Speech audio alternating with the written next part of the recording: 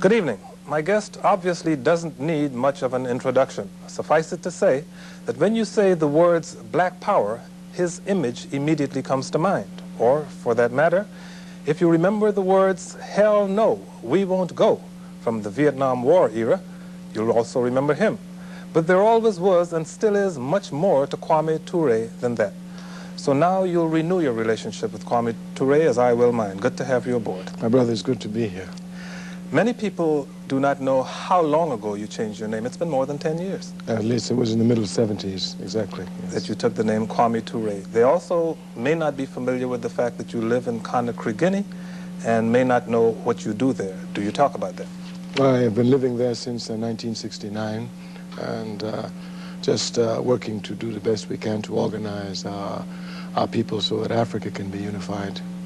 You have, in more recent years, been affiliated with the All-African People's Revolutionary Party. Are you still affiliated? I am still affiliated with the All-African People's Revolutionary Party, which was founded by Kwame Nkrumah, whose objective is Pan-Africanism, the total liberation and unification of Africa under scientific socialism, and whose ideology is Nkrumhism, Tourism.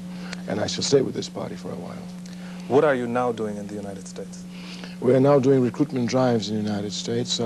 Party are recruiting people who are conscious, those who seriously want to work for their people, not talk about working for their people, those who truly want to transform their wish for the people's unity into concrete reality by hard work.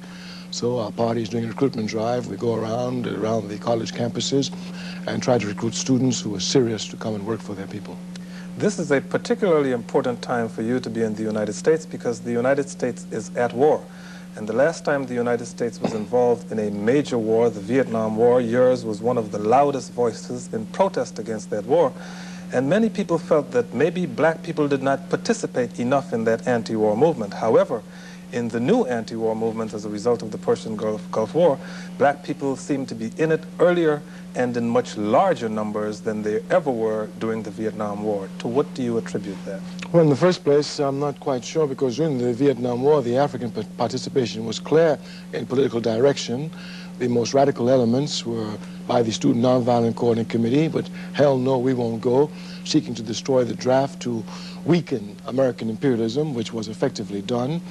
And in terms of the liberal movement, the moral determination was ensured by Reverend Martin Luther King Jr. So the African masses gave proper and correct direction to the anti-war movement. Of course, it is to be understood that in this time around, with the experience that we've had during the Vietnam War, we will play even more crucial roles in this struggle than we did in the previous struggle. And here, our struggle will be more to stop the spontaneity, to transform the peace movement from reacting to American invasions to aggressively going against American capitalism. The anti-war movement will be transformed through the participation of the African masses into an anti-capitalist and anti-Zionist movement. The United States says it is at war in the Persian Gulf because Saddam Hussein conducted a brutal invasion of Kuwait that was in violation of international law, and that the United Nations set him a deadline of January the 15th to remove his troops from Kuwait. He did not obey that deadline, and that with the United Nations sanctions, the United States, at the head of a coalition, has decided to remove Saddam Hussein and his troops from Kuwait. What is your own analysis of why the U.S. is at war in the Persian Gulf? In the first place, the United States of America cannot speak of going to attack anyone for annexing any state. America was founded on the annihilation of over 300 Indian nations in this country. They were totally annihilated after American capitalism had signed treaties with them. So for them to tell me whose country is based on genocide, that they're going to protect people, that's not serious. Unfortunately, the people in America, because the capitalist press, present company notwithstanding, because the capitalist press seeks to have the people react on instincts. You know, the Viet Congs are communists, let's get them. Saddam Hussein is a monster, let's wipe him out. They think on these one-lines, instinctive actualities, they can go at it. But it's pathetic. The people in America, even those young men who are in Saudi Arabia today, getting ready to give their blood, they don't know what is Kuwait. They don't know what is Iraq. They don't know if Kuwait was part of Iraq, when it was. They don't know how it was taken away from Iraq. What were the conditions to bring it back? Why this process has taken so long? They don't know what is Zionism. They don't know what its role is in there. They don't know what the state of Israel. They know absolutely nothing except Saddam Hussein is a monster and let's get him. So we can't take these things seriously. One thing we know, America's a greedy country. That's for sure. That's one thing we know. And America will do anything for greed. And it will send its young men to die for oil. That's clear. So that is what you feel the reason is for the United States being in the Persian Gulf? Simple, straight-up oil. No, it's not what I believe. It's a fact. It's a fact.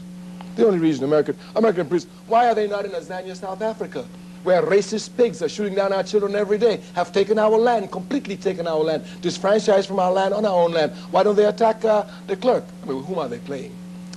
You mentioned those young men who are in the Persian Gulf and who may die. About 30% of the males are black, almost 50% of the females are black, and that poses a dilemma for many people who are against this war. On the one hand, black people have always fought courageously for America when asked to do so.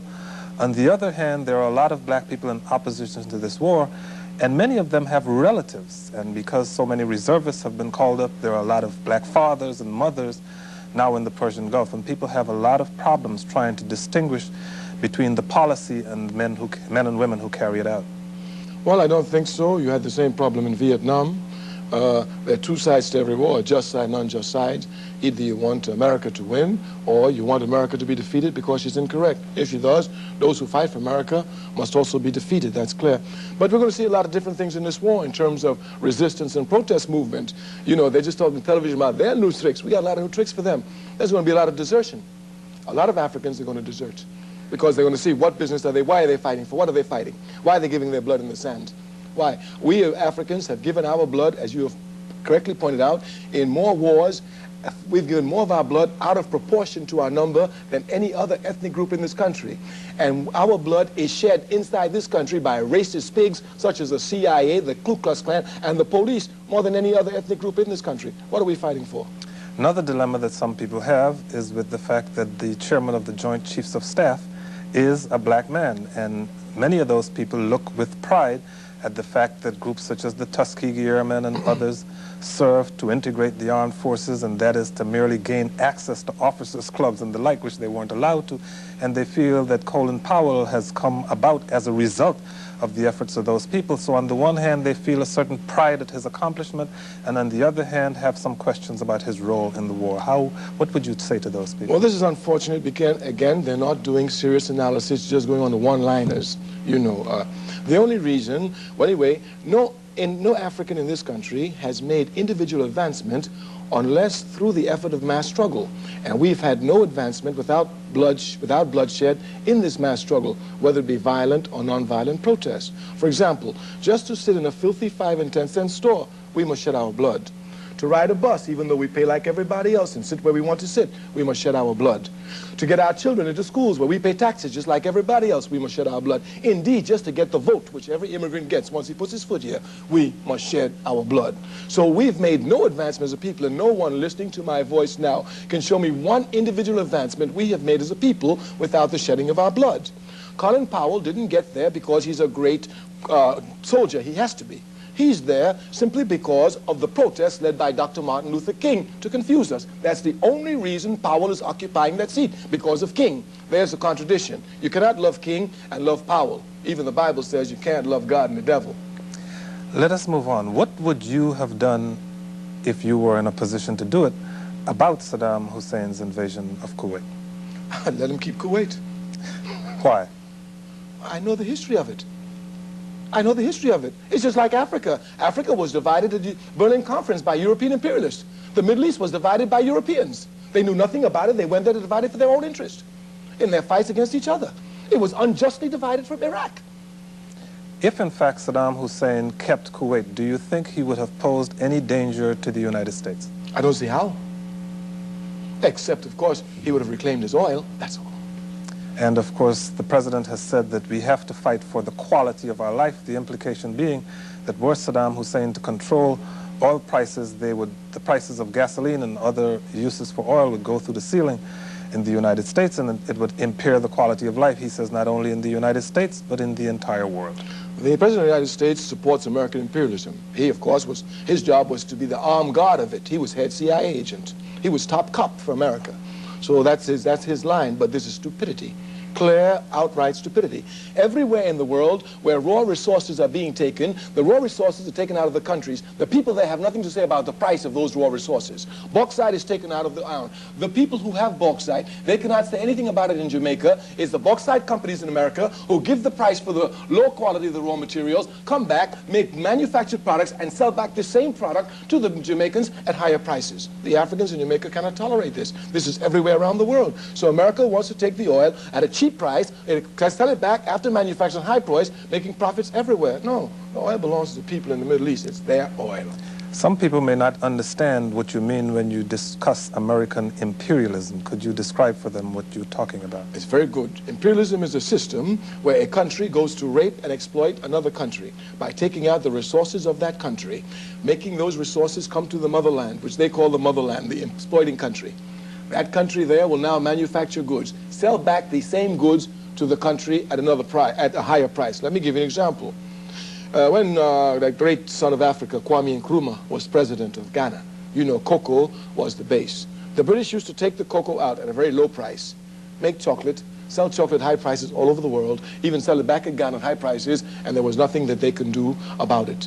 So this is what imperialism is. It takes the resources out, it robs them, and it exploits the exploited and the labor of the people, getting them out and at high prices. Of course, the best example is Zambia, South Africa, with our diamonds. It's our diamonds. We go into the ground, we die to pull those diamonds out, and when we pull them out, they go through Israel and then are sold in 42th Street, on Brussels, everywhere else, and we get absolutely nothing, and it's our diamonds. Imperialism will be destroyed.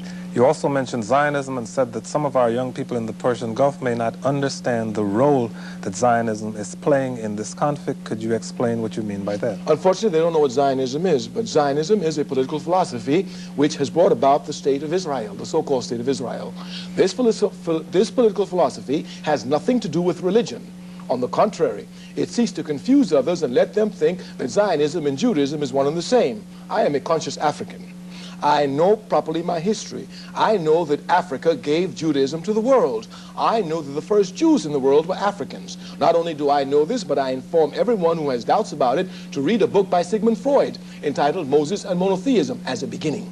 Consequently, I know that Judaism and Zionism are not the same. Zionism had its first organizational expressions in 1897 in Basel, Switzerland, in Europe. Here was a man by the name of Theodor Herzl, H-E-R-Z-L. He was the founder of Zionism. He said that he was going to find the state that God promised the Jews. Listen to this very carefully. This man, Herzl, was an atheist. He believed that there was no God. He said God did not exist. Now, how is it that a man who believes that God does not exist is going to find a state that God promised to his chosen people? I'm telling you, this man is Satan in disguise. Zionism is a satanic movement. It is devil. It is imperialism. It is racist. It has gone and taken the lands of the Palestinian people and through terrorism has driven them out. And through terrorism, it maintains its power. And the United States of America, with over 6 million homeless, sends to Israel billions and billions and billions of dollars everywhere to bomb Palestinian people while homeless people are here and unemployed are here. Zionism is going to raise this war and make the people in America become clear to what it is and become anti-Zionist and stop the aid to Israel and use the money to take care of the homeless in this country. Every time that Kwame Ture has spoken in this area at the University of Maryland campus, there has been a protest by Jewish Americans who object to your views on Zionism. Are you anti-Jewish? I cannot be anti-Jewish. Africa gave Judaism to the world. I am a conscious African. I am proud of Africa's contribution. As a matter of fact, I tell them who are not Jews, but in fact Zionists, that they ought to go and learn something from me, because my people gave them the religion of Judaism, which is a proper religion. Let's go to the telephone. Thank you for waiting, caller. You're on the air with Kwame Ture. Go ahead, please. Good evening. Good evening. I have a question regarding the organization of the All-African People's Revolutionary Party and whether or not it is recruiting people from the African community to be members of the party, or is it still based on the college campus? And it's not in the community now. When will it be? We are not, our efforts are directed towards the campus. Anyone who wants to join our party can. Our party's been organizing students for over 15 years, but students have never been the majority of our party. The majority of our party are those in the community. We are a revolutionary party. We're not a spontaneous party. We do not jump up today and fight this issue and sit down tomorrow. We're out to overthrow American imperialism. And we understand that the struggle of the ideas is crucial. That struggle which the 60s overlooked. And in spreading ideas, students have the skills. We understand, as Africa is our weakness, that the African bourgeoisie is the most corrupt in the world.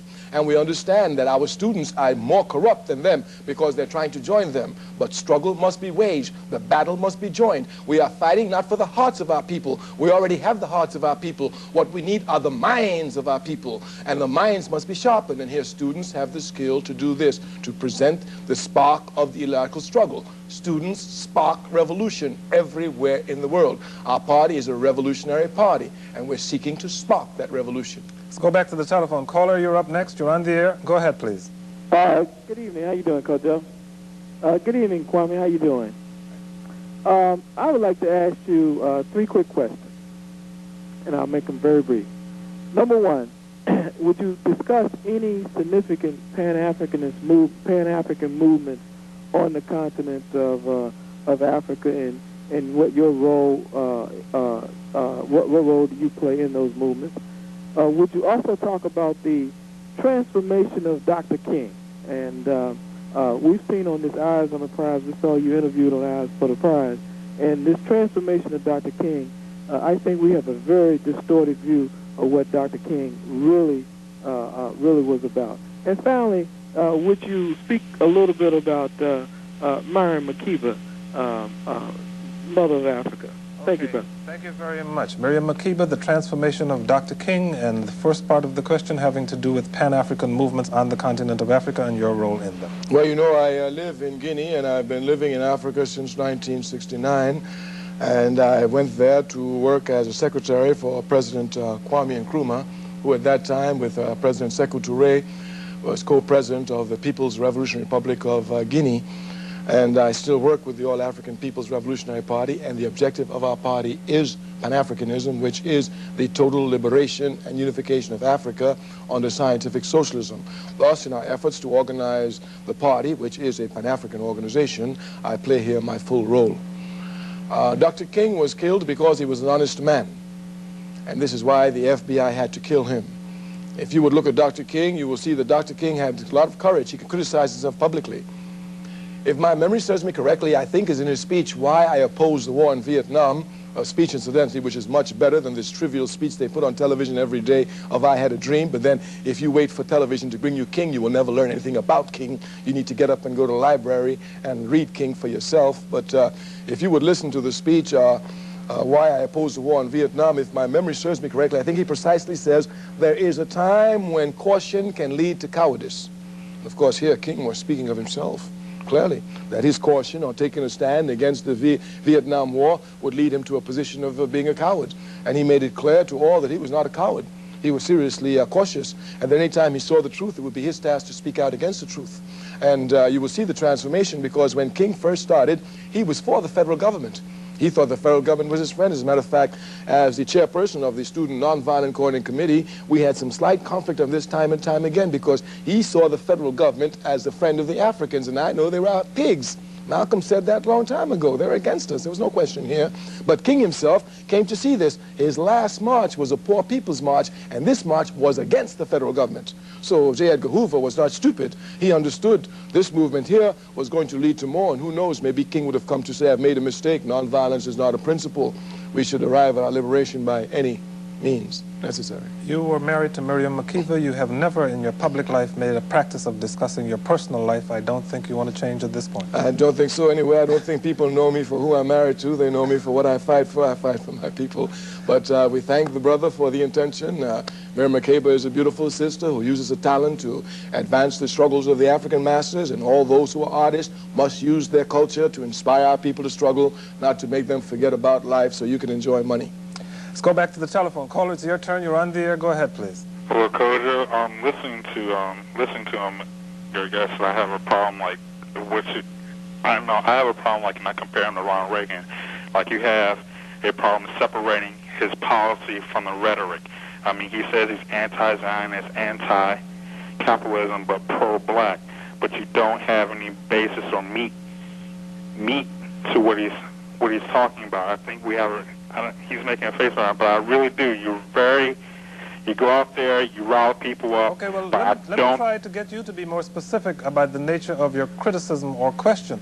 You say correctly that it's very difficult to separate what exactly, when he says he's anti-Zionist, but he's not, he says he's anti-Zionist, but he's not anti-Jewish and other things like that. It is very difficult to where he makes a stand on to separate what he actually stands for. Let's try to flesh this out. He did make it very clear about what he considers the difference between Zionism and Judaism, or what is the real difference between Zionism and Judaism. So let's go to capitalism. You said he says he is against capitalism and for blacks.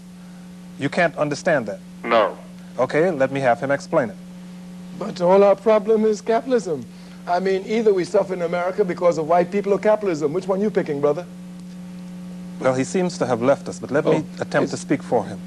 Because of the collapse of certain governments in Eastern Europe. I'm sorry, I didn't understand that. Because of the collapse of certain government in Eastern Europe, the dialogue in the United States has less and less been a critique of the capitalist system. People assume that socialism doesn't work, has proven that it doesn't work. So if you're for blacks, how can you be against capitalism? I see. Oh, my brother, you know, let me tell you something now.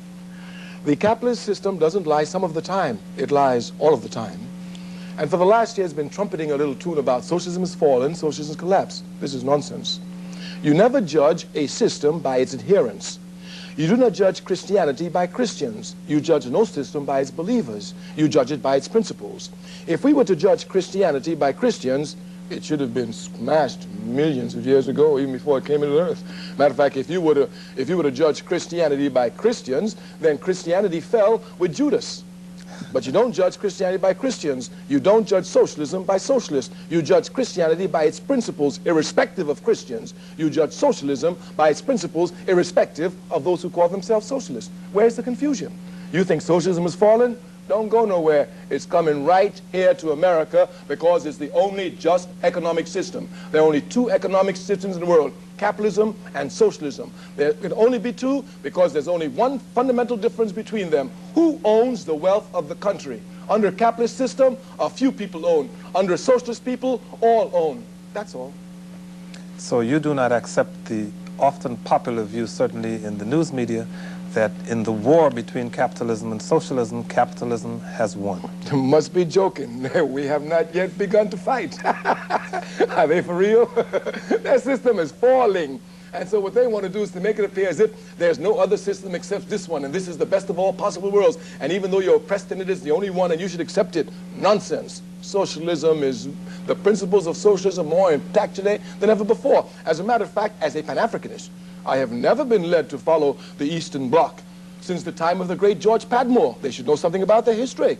When Stalin went to fight, he told Padmore that he had to stop organizing Africans against European imperialism. Padmore told him no. Padmore was an African. He was born in Trinidad, as you well know. He was a colonel in the Red Army. He was an advisor to Stalin. He was their top organizer for the International Communist Party. And he turned around and left it all and told them, no, my people know only one imperialism here, French imperialism, British imperialism. These are what we're fighting against. And he left. Since then, no genuine Pan-Africanist, and that I am, has looked to the Soviet bloc neither for material nor immaterial aid. We are on our own 2 feet. We think for ourselves. Nobody thinks for us, and nobody can define socialism for us. It's a universal truth, just like the laws of gravity. All you have to do is investigate. You can find it. And Africans have been investigating science before Europeans came out of the caves. George Padmore, who was previously known as Malcolm Nurse, was a member of the Central Committee of the Communist Party of the Soviet Union. When he withdrew from it, he was made a non-person in the Soviet Union. He wrote a book. It's called Pan-Africanism or Communism, if you can get your hands on it. He was born in the same country as Kwame Ture, and that is Trinidad, West Indies. Let's go back to the telephone. Caller, it's your turn. You're on the air. Go ahead, please. Yeah, I'd like to know what Kwame thinks about the meeting between Nelson Mandela and Buthelezi and what he thinks will come of it. Thank you. Well, I think it's a necessary meeting. We must understand here that there's not such a thing as African and African crime. Every crime has a purpose. Every crime has a purpose. And what they're calling crime is not crime, it's a political struggle. Throughout the African community, worldwide, the class struggle has been intensifying. even though others have been trying to make believe it's not been. And in Tanzania, South Africa, we see this more clearly. It is clear, however, that the major enemy now is not the class structure inside the African community. The major enemy is the racist structure. We have to get our land back. We have to take political power. And those who hold political power is not Buthelezi, it is de Klerk and these racist pigs. Therefore, we must come and submerge our differences, make them non-antagonistic, and take on the major enemy. Thus, this meeting between Mandela and Buthelezi is most important to begin to bring harmony and to stop the antagonisms between the African masses as we join forces to take on the major enemy. You mentioned earlier that the African leaders, and I presumed you were talking about around the world, are corrupt. Why do you think that situation has befallen us? It is because, you know, our bourgeoisie is the most backward bourgeoisie because we are inundated with inferiority complexes. So our bourgeoisie, they feel inferior. For them, the hallmarks of being a bourgeoisie is to be able to drive a big car, be able to have a big house, fly where you want, that's all. But build factory and even exploit their people, this is beyond their wildest imagination. Thus, the African bourgeoisie in Africa, rather than figuring how to build a big factory there and exploit African workers to make money, that's out of their minds. All they want to do is be the representative of a big white multinational corporation and fly back and forth to Europe once in a while, and they're satisfied. So because of this, they have no national pride, and thus corruption can become easy because since they have no national pride, they can have no faith or confidence in the masses of the people. Therefore, they rely upon the corruption of this everywhere, not just in even many of those who are in the Democratic Party, yeah, etc. Well, let's talk about them. The fact of the matter is that a lot of your old colleagues are now in that party and are now elected officials of that party. When you return to this country and you look around it, what conclusions do you come to about the quality of leadership? And obviously the only leadership is not elected leadership. That's there clear. Are different kinds That's of not leadership. Anyway. That's not leadership at all. As a matter of fact, I've never beaten a woman in my life, and I couldn't beat a woman to make love to her. So I can't fight the Democratic Party to join it. Nor can I fight the capitalist system to come back to it. I fight it to overthrow it, and I'm going to stay on it till it's overthrown. So I can understand their movement. It is clear, however, that the Democratic Party and electoral politics cannot solve our problems, at least until we are organized. So even if we were inside the Democratic Party, our functioning stalwarts in that party have a responsibility to at least organize the masses of our people. Because you cannot tell me that Kennedy and a sharecropper from Mississippi are in the same party with the same power because they got one vote each. That makes no sense at all. I'm reminded that I should probably mention names when I say things like former colleagues. I'm talking about people like John Lewis, who was also a former chairman of the Student Nonviolent Coordinating Committee, is now a member of Congress from the state of Georgia. Talking about John Wilson, who was the chairman of the District of Columbia City Council, another organizer for SNCC. Do you still maintain contact with your colleagues? Do you ever get a chance to see them? Once in a while if our paths cross, but I'm still doing the same thing they used to do. And I'm better at it. But you are known to not make your political differences personal. When you run into old friends, many of whom have chosen electoral politics, a few have chosen, like H. Rap Brown, religion as the major vehicle for expressing their consciousness, you still have cordial relations. Of course, you know, there's no need to be antagonistic. Me, I never get mad unless I'm about to kill, and I don't get mad at anyone except someone who's truly exploiting my people, and for them, there's no problem here. Let's go back to the telephone. Caller, it's you. You're on the air. Go ahead, please. Good evening, Kojo and Kwame Ture. During the Persian Gulf War, why has the news media conveniently overlooked the fact that 1 million Palestinians are under house arrest in the occupied territories in Israel? Well, obviously some media isn't overlooking it. Everybody who's watching this just heard it. But go ahead. The press in America, of course, is controlled by Zionism. That's clear. And this this is not a statement I make. There's a book by a Jewish man. And I'll think of the title of the book as we go along, and he's written the book. He's anti-Zionist because there are Jews who are anti-Zionist, and for the man who called before and said he couldn't understand, I would suggest that he read Lenny Brenner's book, any of Lenny Brenner's book, who is a Jew who is anti-Zionist. And this man who's, I think... he's even went on this show, and my name, his name just gone. Lenny Brenner, I'm sorry. Okay, Lenny Brenner. Okay. And the other book, I will think about it as we go along. I'll give it to him. But okay. The reason why is because the Zionists controls the press. They control the press, and they don't let any information out that what they consider will make the people sympathetic to the cause of the Palestinians. Saddam Hussein has called for linkage to his withdrawal from Kuwait to a Israeli withdrawal from the occupied territories. Do you think that is valid? He's absolutely correct. This again is another hypocrisy of America.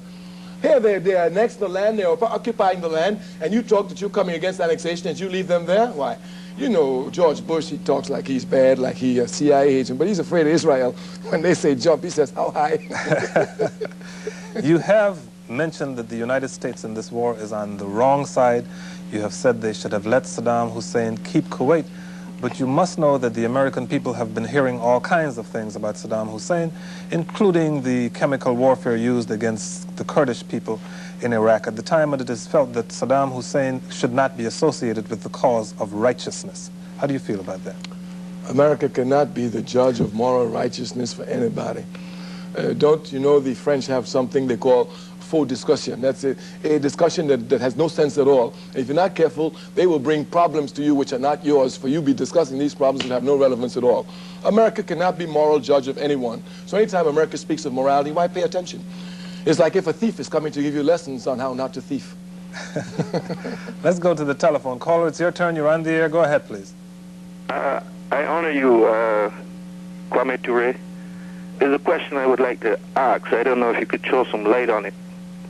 I understand that a few presidents now, including Ben Casey, and also Mr. Bush, has got a bank set up in Panama and are still sending all of the materials to South Africa that is supposed to be cut off at the moment. Could you throw some light on that, if you're familiar with it? That they're violating the sanctions. I'm sorry, I'm not familiar with these facts, but that's nothing new. I mean, there's nothing that America can do in relationship to holding up racist and dictatorial regimes throughout the world that should surprise anyone. Nothing at all, especially when it comes to Zambia, South Africa. First, America is racist. She's capitalist. A racist capitalist system will do everything possible to maintain the predominance of a racist settler colonial system. You mentioned that this money that is being used to assist Israel should be brought back home and used to assist the homeless. When you left this country more than 20 years ago to reside in West Africa, the homeless population of this country was minuscule compared to what it is today. Is that something that strikes you every time you step off a plane in Miami, New York, or whenever you return to this country, the vast difference in that situation? There's no question. Anyone who spends any time outside of America, anytime you come back, you can see the rapid decline. You know, it's just a scientific phenomena that as the body rolls downward, it picks up mass and volume and momentum and speed, etc., etc. So that there's no question you can see the decline coming more and more. I have always been against American imperialism. As a matter of fact, when people ask me my position on the war in the Gulf, I tell them that if I were the Imam of Mecca and American imperialism was fighting the devil, as Africa is my mother, I would be Satan's comrade in arms. Anywhere America is, I'm against it. But if you would have told me in the 1960s that America would decline to the position that she is now, I myself would not have believed it. So it's this declination, this decline, which makes it clear America's on a way down, she can be destroyed, and she will be destroyed. A recent survey conducted by the University of Chicago found that in spite of the fact that we mentioned earlier that blacks have died disproportionately in armed service to this country, that a majority of white Americans believe that blacks are less patriotic than they are. They cannot believe that. Nobody loves America like these stupid Africans. They cannot believe that. Come on. They say that, and I think they're talking. No, they can't believe that. My brother, if you go out there and even try and tell them to go to the war, they want to fight you. Nobody loves America like these Africans here. Well, we ain't got no other home. What's Africa? I ain't got nothing to do with Africa. I don't know. All they know is America. All they know is America. They've let America just tide them in. Why? They love everything about America. Well, this white man, he knows better. However, they are often critical of America's domestic policies. They're critical of the impoverishment and unemployment they see in the black community. And it is my own belief that many whites interpret that as somehow being unpatriotic. It's not the kind of love it or leave it kind of rhetoric that they would expect to be coming from people who are patriotic. How do you mesh this criticism of America's internal policies with what you describe as an enthusiasm for America, especially in its external adventures? This is the contradiction that we face as a people, that we love America more than any other people in America, and we are more abused by America than any other people in America. This is the contradiction, and this contradiction has been coming more and more. In the Vietnam War, some of it came out, but in this war, all of it will come out. And this is a war without, this war is going to be no hands drawn, you know. Bush is going to do everything as head of the CIA. He will even plant explosives throughout the country and say that terrorists are doing it to scare the people and make them go into the job. You know, that's an old Zionist trick, and you know, at least you can learn from Mossad if you can't learn You from think CIA. it's going to be a long war?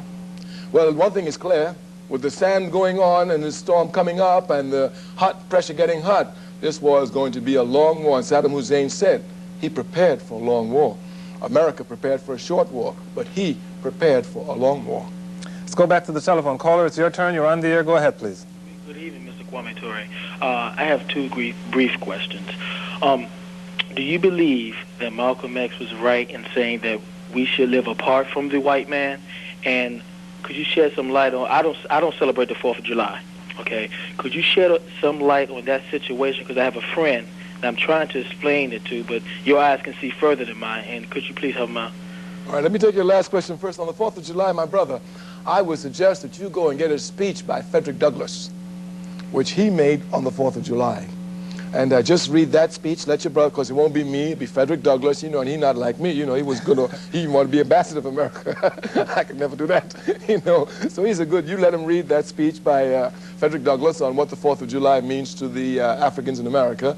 And then your first question, which was... is that how you do it? I forget. Malcolm X. Malcolm X, yes. Yes, you must be careful now. You know, Malcolm X was very, very, very sharp. Malcolm was very sharp.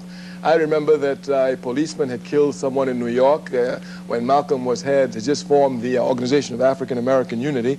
And when he just formed this organization, his people began to leaflet, and they put out that a policeman had murdered someone. And Malcolm, they called Malcolm in Africa and told Malcolm. Malcolm said, no, take out the word murdered. It's a legal term. Put the word killed. And Malcolm, they put the word killed. The NAACP and the Congress Racial Equality kept the word murder in. And when the cop got off, he sued CORE, and he sued the NAACP, but couldn't sue Malcolm. So Malcolm was very, very, very intelligent. And Malcolm used to say that, they say I'm a separatist. He said, but I'm not a separatist. He said, it depends upon how you use words. He said, for example, America separated from Britain in 1776. They didn't call it an act of separation. They called it an act of independence. He said, so all I'm calling for is independence of Africans all over the world. Malcolm is correct. We must have our independence, where we depend upon no one but ourselves. You are saying it is not important whom we live next door to, but what we control. That's all. And when we control what we control, be no problem. We always say all the time, racism is not an attitude, it's a question of power. If a white man wants to lynch me, that's his problem. If he has power to lynch me, that's my problem. Indeed, that is a discussion that has been going on a lot recently. Congressman Gus Savage has said that it is impossible, in his view, for a black man to be a racist. No power. And he never explained it. Maybe you can. There's no power. There's no power. To be a racist, you must have power. That's why I laugh at them. You can have prejudice, but if it has no power involved, then you can't be a racist. How can you be? I said the white man, he can want to lynch me. If he can't lynch me, he can do whatever he wants to do. But if he has the power to lynch me, that's my problem. Let's go back to the telephone. Caller, it's your turn. You're on the air. Go ahead, please. Yeah, how you doing? Pretty good. Yeah, I like to I got two statements I'd like to make. First of all, the brother that's next to you, he's very intelligent. He's very sharp. Okay, the first statement I would like to say is that the Bush administration, okay, when it comes to negotiations with Saddam Hussein over the West Bank and the Gaza Strip, it seems like there's no room for it. I mean, he won't even meet them halfway. So I'm trying to figure out why not, you know, because the Palestinians, that was their land long before we all know. Okay. Those are European Jews that are not really Jews anyway. Okay, and what's your other statement? Huh? You said you had another statement? Yeah, okay, the other statement was you got a lot of black men and women over in the Persian Gulf that's willing to lay their life down for this country. But yet, a few months ago, Bush vetoed the Civil Rights Bill. Now, only thing I'm saying is going to sound kind of crazy, but this is my philosophy because I'm kind of like a militant. And I want to hear the brothers comment on this. Okay, if they all just say, hey, we're not fighting, and say the hell with it, that will give the Bush administration and let them see how serious we are, because this is a slap in the face to us. I mean, these guys are ready to lay down their life and die for this shit, this stinking country. Yet he's going to veto the Civil Rights Bill, and then just recently he turned around and... Okay, got you. We understand your sentiment fairly accurately.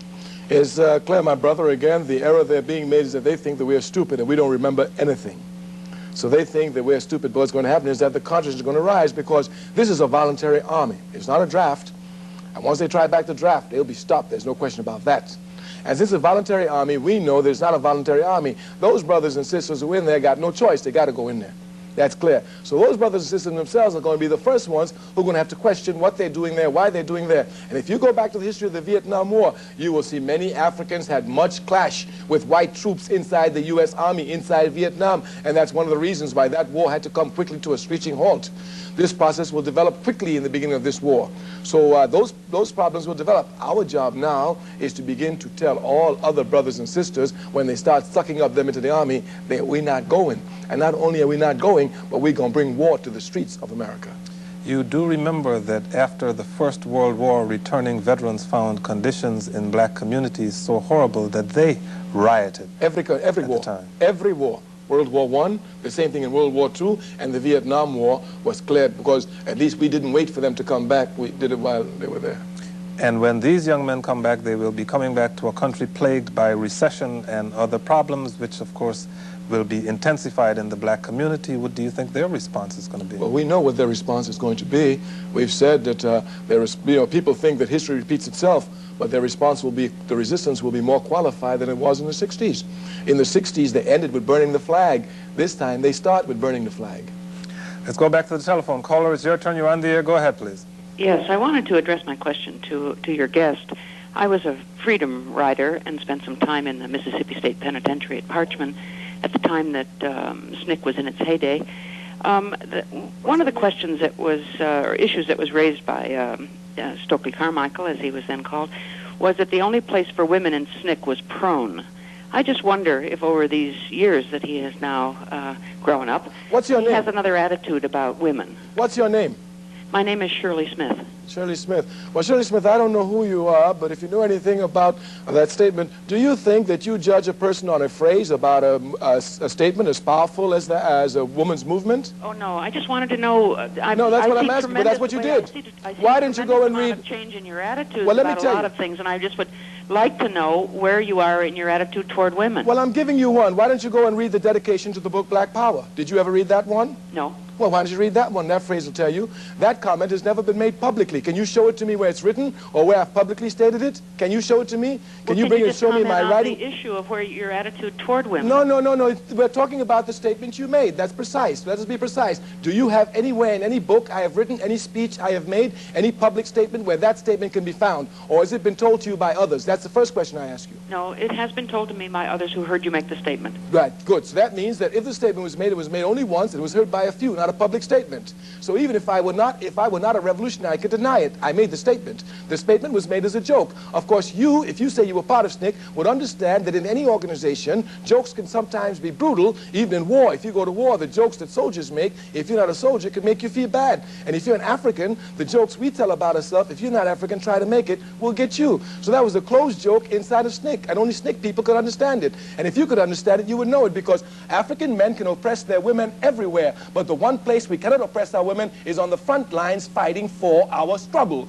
If you look at the history of Africa, everywhere you will see women on the front lines, from Nzinga all the way down to Fanny Luhema to Astata Shaku. Women are always on the front lines. So this statement could only be a statement, obviously, not made for African women, made maybe for some other women, and if made for African women, obviously it had double-edged humor, because women are always on the front lines in our struggle, even though we oppress them everywhere. I don't know for other cultures, I just speak of my own. Are statements that you are alleged to have made privately, because you're a public figure, followed you throughout these past 22 years? This statement was picked up by the white women in SNCC who were put out of SNCC when I was chairperson, and then picked up by the FBI. So since that's all they got, let them have it, you know. Let's go back to the telephone. Caller, you're up next. You're on the air. Go ahead, please. Caller, go right ahead. Go right ahead, please.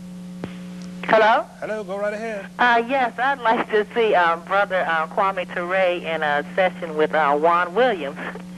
But I wanted to ask Kwame Ture to please comment further on the fact that General Colin Powell stated that the military is an excellent way for blacks to advance, and he used himself as an example. Thank you. Okay, let me say that Kwame Ture may not even be aware of who Juan Williams is. Juan Williams is a reporter for the Washington Post who has taken civil rights leaders and black elected officials to task in many of his articles. I don't know if you want to deal with him, but let's talk about Colin Powell. Anyway, I just figure that any African who gets a position on the journey. What does he write for? The Washington Post. On the Washington Post, ought to know the only reason they're there is like Colin Powell, because of the blood of the mass of their people, and that position is not for them, it's for the people, and should be used not to criticize the people, but to criticize the system which their people have been fighting to put them in that position. If they don't understand that, then really they betray the struggles and the blood of their people. Colin Powell has said that the military is an excellent way for a black person to advance. I cannot see how anyone can tell me that the best way for one to advance is by being a hired killer. Even I don't see why we have ROTC on campus. We fought to put it off. You mean to tell me the only way we can advance is by being killers and killers of the enemies of American imperialism? Because who do we kill? We don't kill our enemies. Do we go to Azania, South Africa, and kill de Klerk? Do we kill the Ku Klux Klan? Do we kill racist policemen? No, we kill Arabs who ain't doing nothing against us. We don't even know them. They've never done anything against us. So it is clear here that Mr. Powell is a liar. Mr. Powell is a traitor to his people, and Mr. Powell is a traitor to humanity, and Mr. Powell accepts that position. That position was made again, and don't you ever forget it, because of Dr. Martin Luther King. If you love King, you can never love Powell. If you were in a position to advise someone who had attained the position of general in the U.S. Army and was offered the chair of the Joint Chiefs of Staff, what would you have said? Blow it up. The Pentagon? Blow it up. Obviously, Kwame Ture has not changed in very many respects. I have changed, please. I'm more knowledgeable, I'm more experienced, and I'm more determined to destroy American imperialism. He is no more diplomatic than he has ever been. However, he has always been known to speak his mind, and to speak his mind openly and clearly. That is what he is doing tonight. Let's go back to the telephone. Caller, it's you. You're on the air. Go ahead, please. Hello, my name is Calvin Ruffin, too. I like to tell Mr. Ture that he is an incredible inspiration to me. He is the epitome of what we should all be aspiring to be. Okay, now, I'm a young, aspiring black filmmaker, and I like to just ask him, what should I be prepared to deal with as far as racial blockades, etc.? Okay, my sister Zodi, too, and Nzinga are watching, so we're kind of happy to even have a chance to listen to him, so that's it. Okay, you're a filmmaker? Yes, sir. Okay. Well, you must understand that if you're a filmmaker, none of your films, if they're serious, will be put on television. That's the first thing. What do you think about Spike Lee, by the way? Oh, I think he's just a filmmaker who makes money, that's all. He tries, but you know, if you want to give a message to the people, then you have to be serious. You have to do some serious study, understand some things. It's not spontaneous. And what happens is you end up doing worse things. In fact, when the films are properly analyzed, then you do with good things. You know, if you want your films to get on Hollywood, you can't give a line for the people. That's clear. You can't help your people and make money too. Not in the film. So if you're a real filmmaker, at this point in history, your films will not be popular. They will not be on the mass television, but the conscious element of your people will appreciate it. You will give inspiration to them and push others forward. But if you're looking for popularity in this country, you will never get it by being honest or righteous or supporting just causes. Spontaneity is one of the mistakes we all made as young activists. Would you say that you would advise not only this young filmmaker, but other young activists to avoid being spontaneous and to understand their history? They must avoid it. That's the error that we spoke about of with all the best of intentions that Spike Lee has. Spontaneity will not adjust any cause. We need serious scientific organization and clear analysis of the obstacles in our path. Okay, let's go back to the telephone. Caller, it's you. You're on the air. Go ahead, please. Mr. Ture, this is J.J. Johnson. I don't know if you remember me, but I first met you down at Jackson State. I have two quick questions. First question I have to mention, in your the book you co-wrote, Black Power, you spoke on the colonialization that we as African Americans are going through. I wish you would comment on that. And second of all, how do you feel about the misrepresentation of the statements that you made, I would say back in the 60s, about the Black Power and the Black Panther political party and things like that, and how the media has changed that all around and turned it so negative? Please comment. Thank you. All right, on your second question, remember the first one for me. I'm trying. Thank you.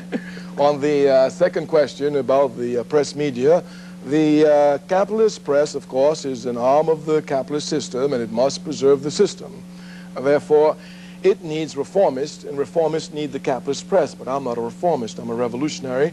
And, of course, when I first entered serious struggle In Mississippi, there we couldn't use the press. The Student Nonviolent Coordinating Committee could not use the press. Dr. King's organizations, they used the press because they were involved in mobilization. We were involved in serious organization. If the pressman knew who we were, we would be killed, assassinated by the terrorist groups. So press was not an arm for us.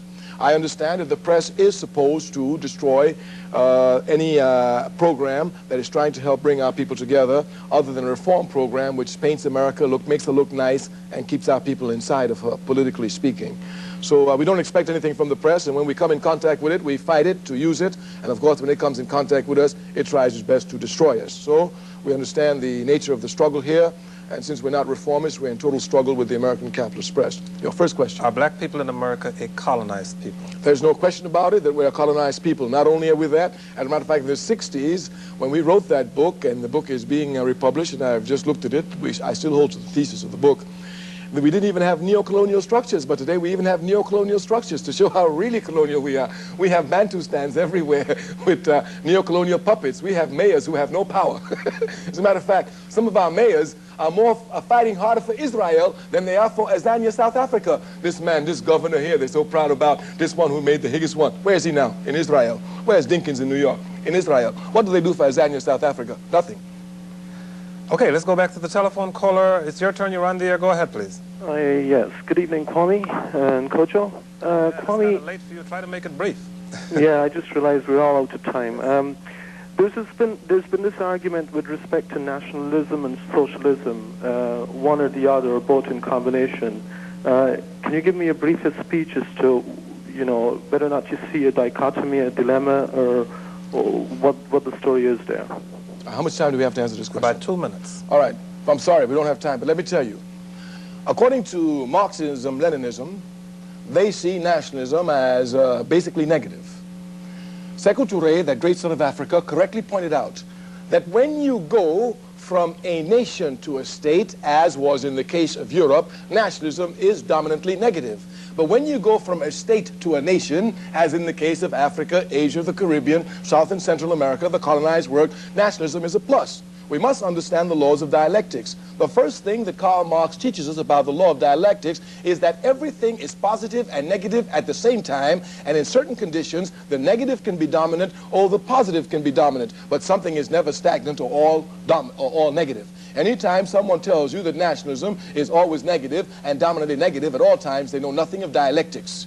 We have definitely shown, and you will see for yourself, all the struggles since the Second Imperialist War, what they call World War II, which have battered imperialism, have all fought under national liberation struggles. All of them. One of the better known speeches of yours as Stokely Carmichael was your Free Huey speech back in 1968. How must you have felt when you heard of the death of Huey Newton? After all, you had been made an honorary leader of the Black Panther Party, and then you hear, while presumably in Conakry, that Huey Newton is dead, shot to death in a dispute with a drug dealer. No, Huey Newton was killed by the police. There's no question here. Huey Newton was killed by the police. There's no question here. And anyone who thinks differently is just not thinking and know nothing about politics and nothing of struggle in this country. When Huey Newton was charged with the killing of that policeman, in every police chapter in this country, there are found racist organizations like the Aryan Brotherhood, the Ku Klux Klan. It makes sense. If you're a racist, be a policeman. You can shoot them. Justifiable homicide. You ain't got nothing to worry about. And the police told us then that if it takes them 25 years, they're going to kill Huey Newton. They told us that. They killed Huey Newton. The police killed Huey Newton. Nobody else killed him except the police. Okay, we have time for one more telephone call. We have about 1 minute left. Caller, please make it quick. Hello? What role does culture play in the liberation of black people? And is it time for black people to make their exodus to the continent? Thank you. Culture plays a crucial role, and unless we understand it, we get confused. Let me give you an example. Since the 70s, they were talking about gay and lesbian liberation. And people come to us in our All-African People's Revolutionary Party all the time and say, you know, we have this problem. This is not our problem. This is not our problem. And some say, you're macho. We tell them, get out of here. In the white community, homosexuality is not accepted. They're intolerant. They bash in their brains. But I've been all over the African world, and I've never seen anybody bash in the brain of any homosexual in the African world. We are not intolerant of homosexuality. Therefore, this is not a problem in our culture. It is a problem for European culture. We should not let other cultures impose their problems upon us. Therefore, culture is extremely important. Your ideology comes from your culture. That's why we are incrumis Tureist. In 2 minutes. And that's why he is who he is, Kwame Ture. Thank you all for joining us. Have a pleasant evening. I'll see you tomorrow.